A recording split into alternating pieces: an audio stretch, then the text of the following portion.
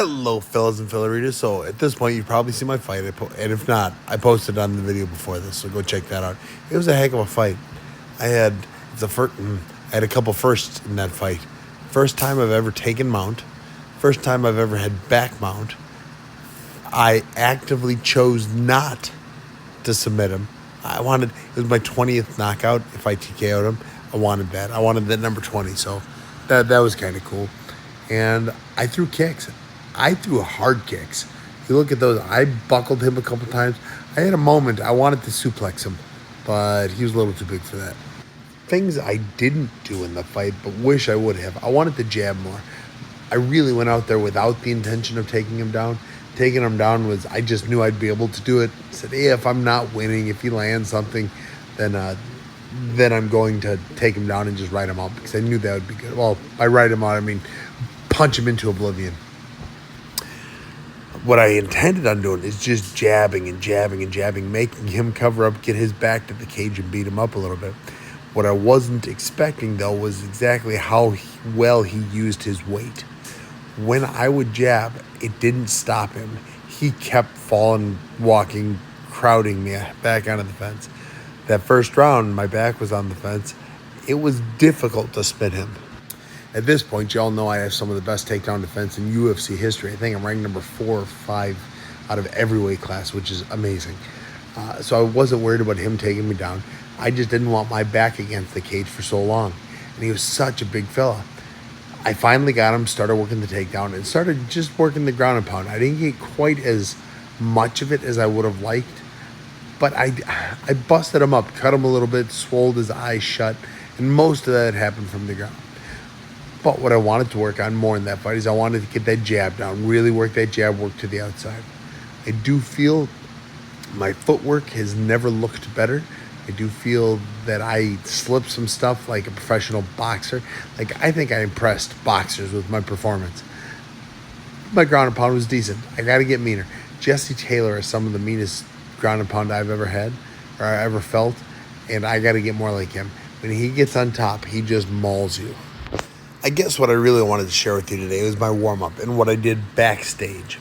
Tom Galicki and I have been friends for better than a decade now. We lived together for a while. We've trained together. We have watched each other rise from the little leagues to the pinnacle of MMA and the UFC, and we've had just a great time doing it.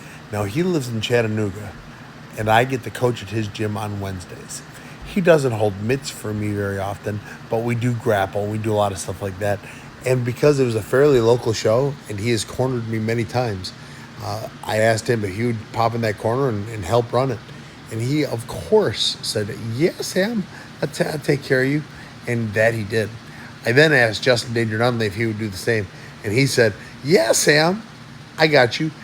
And to be honest, I wasn't expecting that, because Justin and I knew each other. We've chatted a few times. We even did a comedy show together once, but we never really worked or did anything like this together before. He's a baseball coach. You know, he can help you throw and bat and all that. He's very good with those kind of sports. He's never worked a corner before. He's an MMA fan. It's kind of funny. A lot of times there'll be a big fight on, and he'll text me, hey, who you got in that round? What do you got in this round? And so when I hit him up and said, hey, you want to come out? It'd be a good time. He said, yeah. He looked at it. It was about a 4-hour drive for him, and here we were. So he's going to run the camera, and for the warm-up at least. He was asking some questions on the outside, kind of like I fear you are. But anyways, Tom and I, we don't hold mitts together very well, or very often, but we seem to hold pretty well for each other. I've held for him more than once. He's held for me more than once. We're just not very familiar with the way each other holds or hits. So if you see any little flop-ups, it's my fault. My boxing coach, Gustavo Polges, or Polges, he's Brazilian, I don't know how to say it. He's to the point where he doesn't actually talk as he holds. He wiggles his mitts certain ways, and I know what those wiggles mean. Me, I mix between saying jab and cross and hook and 1, 2, 3. So I might say jab, jab, 2, jab, cross, hook, 1, hook, cross. I might change stuff up like that, and it confuses some people I hold for. But once you know your pad holder, it's not an issue anymore.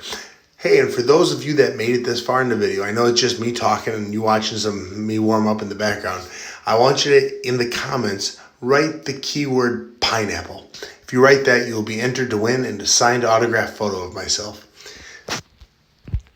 Now, as I said at the beginning of the video, I didn't intend on taking Cam down. So my warm up here, what I'm doing is I'm just trying to blow my lungs. I'm trying to make myself take that gasp of air, get real tired between rounds. And instead of doing a 5-minute round, I like doing little 3-minute rounds, but I'll do them until I'm tired. Little kicks, but high pace. So I'm punching, I'm moving, I'm grooving. I'm just really pushing myself. Then we'll take that minute down and then we'll do it all over again. We'll spend the next 3 minutes hitting again. And it's just something we've always done. It's called blowing your lungs out. I used to be a lot chiller in the back, if that makes sense. What I mean by that is I used to take a nap until it's time to walk out. The older I get, the more I need to warm up. Age, getting closer to death by the minute. It's ridiculous. I suppose we all are. Well, anyways, I have a good time warming up now. I'm chilling, I'm grooving, I'm just chatting. I mean, we're talking, I couldn't play the audio of this because there's music in the background and YouTube doesn't like that. So I just wanted to come in here. Oh, just says. Scheduled for 5 3-minute rounds for the B2FS 155. Yeah, that's it right there. Man, I couldn't have timed that any right worsely. All right, there we go. I should have everything muted from here on out. I don't know how that happened. Well, anyways, so we're hitting mids. We're just trying to sweat. We're trying to blow our lungs. Because I had no intention of going to the ground at the beginning of this fight, we didn't do much groundwork. It was just a lot of moving as he come forward, just finding that rhythm, finding the openings, and hitting as hard and as fast as I can. Kind of like how I fight. We do, and I didn't film this, but we do spar a little bit. I put some big gloves on Tom, and I just kind of jab, jab, jab, move, hit, combine, pull away. I get grooving like that too. We just didn't film that.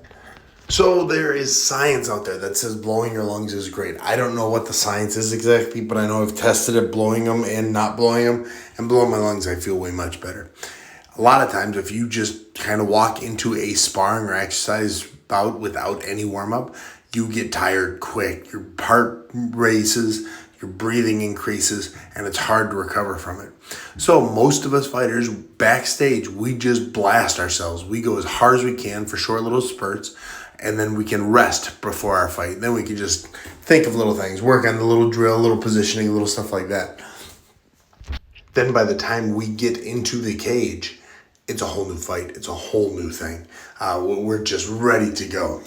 And a lot of you were asking me about why my wife wasn't there. She's only missed 2 fights in my 80-fight career, and this was one of them.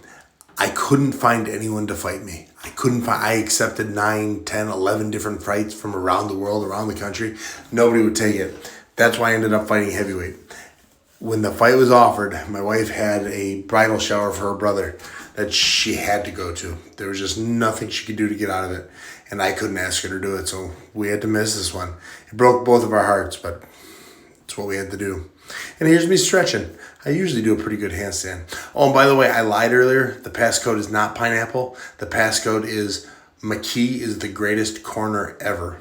You write that, and now you'll be entered to win a signed autograph. I'll have my kids pick at random one of you guys that did it, but let's see. I'll reward those of you that watched the video all the way through. I appreciate it.